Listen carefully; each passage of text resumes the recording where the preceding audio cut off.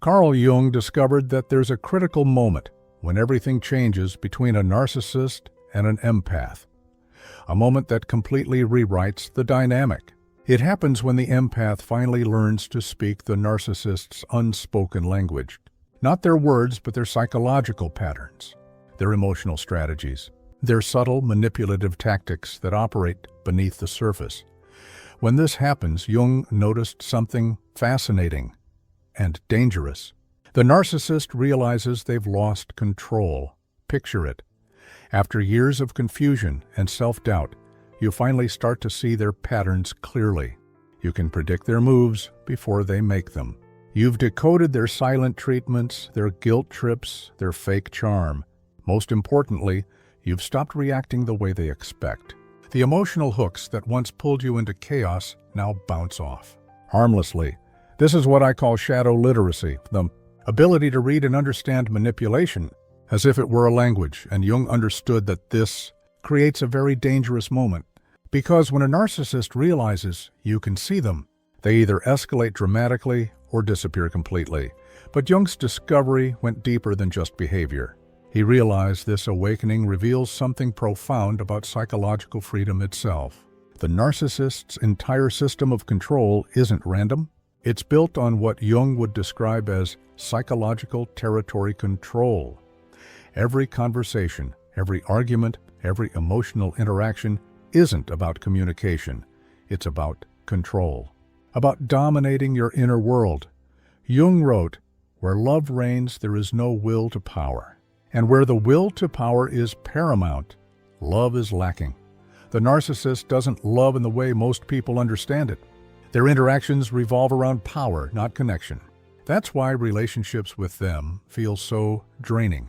You're not relating to a person, you're navigating a control system. But when you learn to decode this system, everything starts to shift. You stop taking their behavior personally. You realize that their rage, their charm, their withdrawal, none of it is about you. It's all mechanical. Their anger, it's not because you've done something wrong. It's because they're losing control. Their charm, not affection. It's manipulation. Their silence, not hurt feelings. It's punishment, designed to pull you back into line. For Jung, this recognition marked the beginning of individuation, becoming psychologically independent from other people's unconscious patterns. But Jung also warned, this awareness comes with a cost, because the narcissist won't quietly accept their loss of control. They'll fight, sometimes subtly, sometimes explosively, to reclaim their territory. To understand this, Jung studied what he called psychological projections. He discovered that narcissists communicate through what could be described as a manipulation grammar, a hidden language of control that most people never consciously recognize. When they say, "You're too sensitive," what they really mean is, "Stop reacting to my manipulation in ways that make me uncomfortable." When they give you the silent treatment, they're really saying, "I'll withdraw affection until you submit to my control." And when they suddenly shower you with affection after mistreating you, they're saying, "I need to reset your nervous system so you'll tolerate more abuse later." Jung once wrote, "The meeting of two personalities is like the contact of two chemical substances. If there is any reaction, both are transformed." But narcissists don't want real transformation. They create what I call false chemistry, reactions that seem intimate, but are actually engineered to control your emotions. Once you start translating their actions instead of just feeling confused by them, everything starts to make sense. They're not contradictory, they're strategic. Every guilt trip, every outburst, every sudden wave of affection serves one purpose: to maintain control. But Jung's insight goes even further. He understood that learning this hidden language doesn't just protect you from manipulation. It also forces you to confront uncomfortable truths about yourself. Why were you drawn to them in the first place? What wounds made you so vulnerable to their tactics? What fears kept you from walking away? Jung wrote, "One does not become enlightened by imagining figures of light, but by making the darkness conscious. And that darkness isn't just in them. It's also in the parts of yourself that needed their approval." that feared their abandonment, that mistook chaos for connection. This is where real transformation begins. When you finally see through their manipulation and stop taking it personally, you start reclaiming your psychological power. You realize that their behavior was never a reflection of your worth. It was a reflection of their wounds. But something else happens here, something Jung would call a recognition crisis.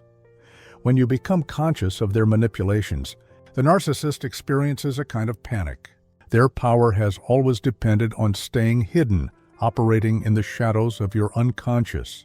They need you to believe their emotions are genuine, their behavior unpredictable, their motives complex. But once you see their tactics clearly, you remove their disguise. And that terrifies them, Jung wrote. The greatest danger is that one may get stuck in the unconscious and never come back to reality. But the narcissist's greatest fear is the opposite, that you'll become conscious, that you'll wake up and see through their illusion. Because once you do, their entire self-image begins to crumble when you respond with calm awareness instead of panic, when you stop chasing during their silent treatments, when you stop reacting to their guilt trips. You become a mirror reflecting back their true nature. And Jung understood that most narcissists would rather destroy the mirror than face what it shows them. This is when things get dangerous. They may escalate their behavior, longer silences, bigger outbursts, more elaborate lies. It's not because they've suddenly gotten worse, it's because they're revealing who they've been all along. Jung wrote, "The healthy man does not torture others. Generally, it is the tortured who turn into torturers. Their desperation to regain control is proof of their inner torment." But understanding this doesn't mean you can heal them. Jung would tell you your task isn't to fix their wounds. It's to protect yourself from their chaos. However, many empaths make a mistake here. They believe that if they just understand the narcissist deeply enough, they can communicate in a way that finally gets through to them. But Jung would warn, you can't use the language of manipulation to build a foundation of authenticity. The more you try to speak their language, even with good intentions, the more you risk losing yourself in their system. The goal isn't to become fluent in manipulation. It's to become immune to it. But here's where it gets tricky. Because once you understand their patterns, you might realize that you could now play their game better than they can.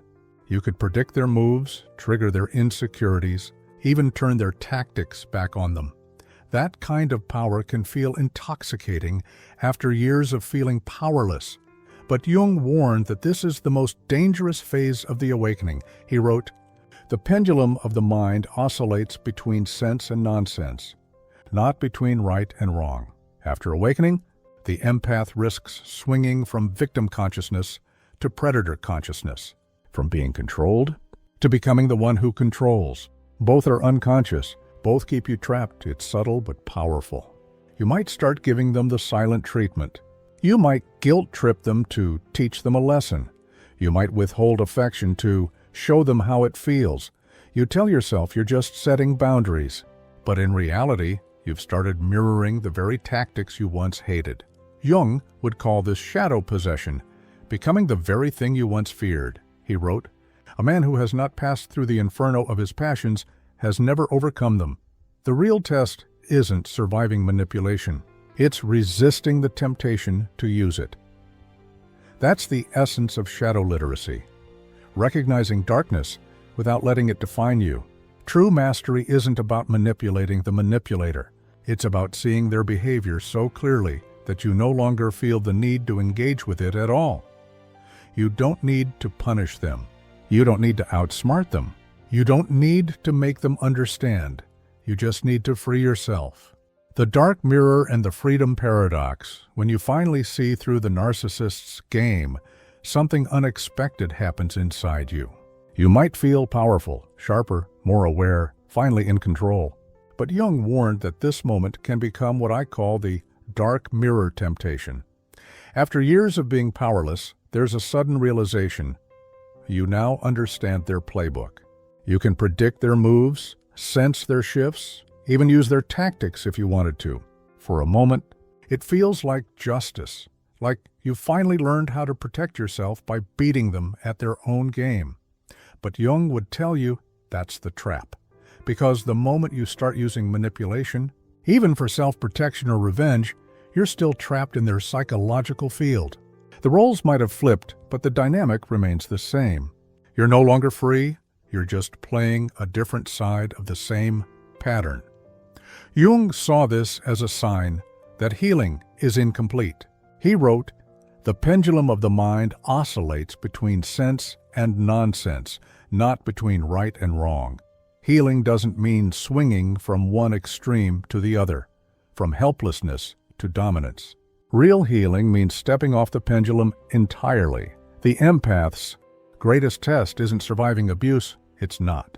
Becoming the abuser in disguise, it's learning to hold power without using it to control anyone. This is what true shadow integration looks like. It's not about suppressing the darkness. It's about understanding it so deeply that it no longer controls you. When you understand the narcissist's tactics, you may notice how easily you could manipulate them back. You could make them chase your approval, withdraw affection, or mirror their emotional games to expose their hypocrisy. But Jung warned that this impulse comes from the same shadow energy that drives the narcissist. He said, "A man who has not passed through the inferno of his passions has never overcome them."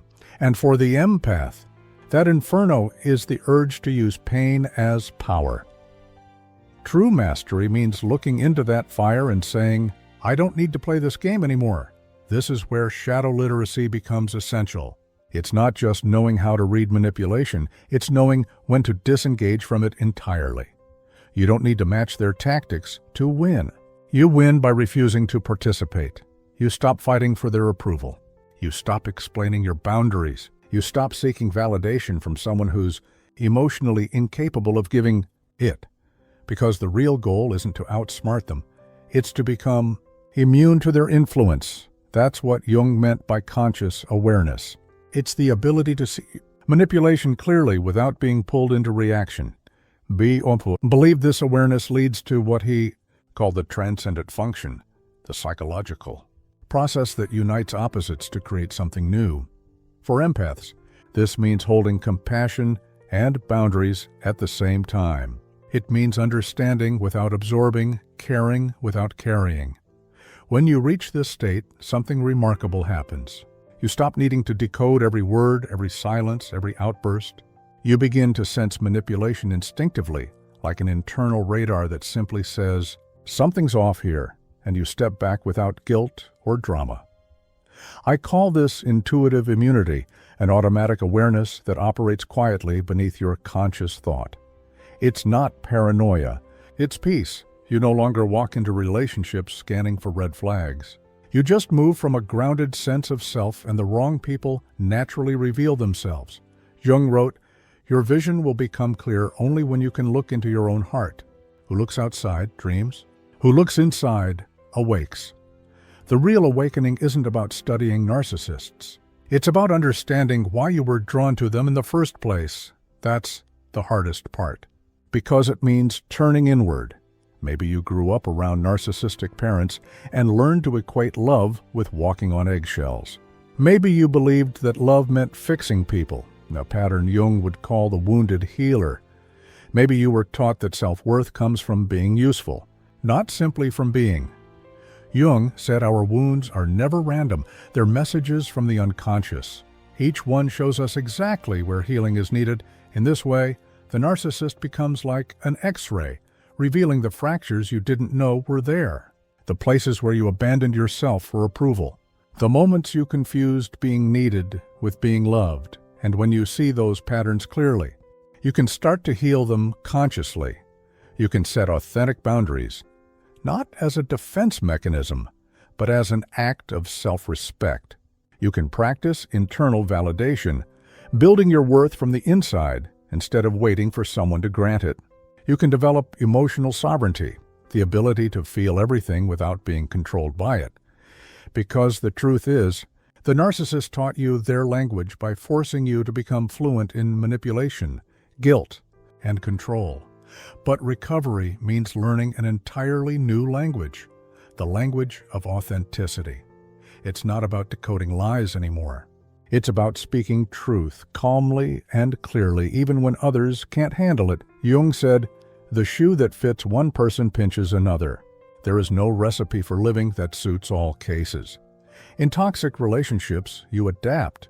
You become hypervigilant, overly accommodating, always ready to manage someone else's emotions. Those strategies kept you safe once. But in healthy relationships, they'll sabotage connection. That's why healing takes time. You're not just leaving a relationship. You're unlearning an entire emotional language. You're retraining your nervous system to recognize calm as safe, not boring. You're teaching yourself that love doesn't have to be intense to be real. And when you start to shift, the people you attract start to shift too. If you've noticed that your new connections feel lighter, calmer, more respectful, that's no accident. It's your energy changing. It's your vibration recalibrating to peace instead of chaos. This is what I call the control system collapse. When the narcissist's old tactics simply stop working, they might escalate. Louder arguments, longer silences, more desperate guilt trips. They might even switch tactics entirely, pretending to be self-aware, promising change, acting like they've had an awakening, but it's not real transformation. It's a strategy, one last attempt to re-enter your emotional system. When that fails, they'll often move on quickly, seeking a new target to control. They might rewrite history, tell others you were the problem, or spread lies to protect their ego. Jung captured this perfectly. People will do anything, no matter how absurd, to avoid facing their own soul. Their behavior isn't proof that you've done something wrong. It's proof that you've finally stepped out of the system. Their rage isn't about you. It's about their loss of control. Their replacements aren't proof that you were disposable. They're proof that they can't exist. Without someone to manipulate, your detachment forces them to face a reality they've spent their whole lives avoiding, the unbearable emptiness beneath their grandiosity. And Jung understood that this moment is like a psychological earthquake for them, because their entire identity depends on controlling how others see them. When that control disappears, they face what Jung called the dark night of the soul, the terrifying confrontation with their own emptiness. But here's the key truth. Their crisis isn't your responsibility to fix. You didn't cause their wounds. You can't heal them. And trying to will only drag you back into the very system you escaped. The narcissist's breakdown might look dramatic, pleading, raging, blaming, or suddenly becoming spiritual. But none of it changes the fact that healing is a choice only they can make. Your only job is to stay centered in your awareness, because the moment you stop reacting, the moment you stop explaining or defending, that's when true freedom begins. It's not about defeating them. It's about outgrowing them. Jung said, "The greatest and most important problems in life are fundamentally insoluble. They can never be solved, only outgrown, and that's exactly what this awakening is. You don't solve narcissistic abuse by fixing the narcissist.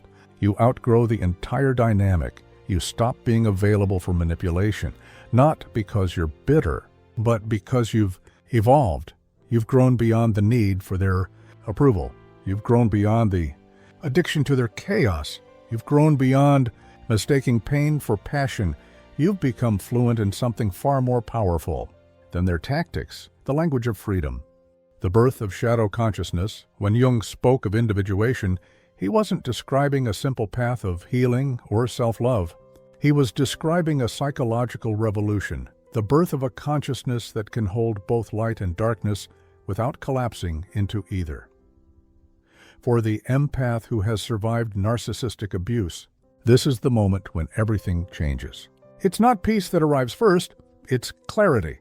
And clarity, Jung warned, is often devastating before it becomes liberating. Because when the illusion finally breaks, you don't just see them for who they are. You see yourself for who you've been. You see the people-pleasing that disguised itself as compassion. You see the self-abandonment you called love.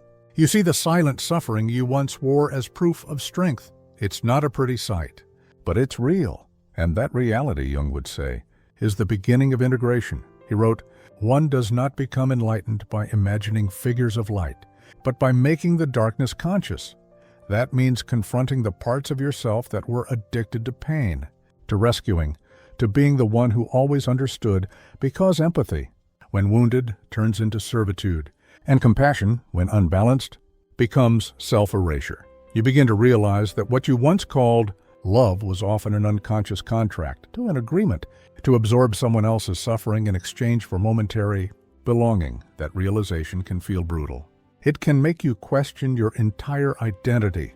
Who am I if I'm not the one who heals, helps, or saves? Who am I when no one needs me to fix them? That question marks the start of the empath's death phase, the symbolic death of your false self. Jung described this as the moment the ego meets the self. A confrontation so intense that it can feel like a kind of inner death. The illusions fall away, and what's left is something raw, untamed and ancient, the true you, emerging from beneath years of programming. It's terrifying because it's free. This is why Jung called individuation a process of becoming what one is. It's not about becoming better. It's about becoming real. And in that raw realness, you discover something astonishing. The power you sought from others has always been yours. The empathy that once made you a target becomes your compass, no longer hijacked by guilt or obligation, but guided by discernment. The intuition that once made you anxious now becomes your inner navigation system. The sensitivity that once felt like a curse becomes your superpower. Refined, conscious, and sovereign, you begin to sense energy shifts before words are spoken. You recognize manipulation not as an attack, but as a reflection of someone's unconscious pain. You feel compassion, but no longer confuse it with responsibility. This is shadow consciousness, the capacity to see without judgment, to feel without absorbing, to love without losing yourself. Jung believed that when the shadow is integrated, an individual becomes what he called psychologically complete.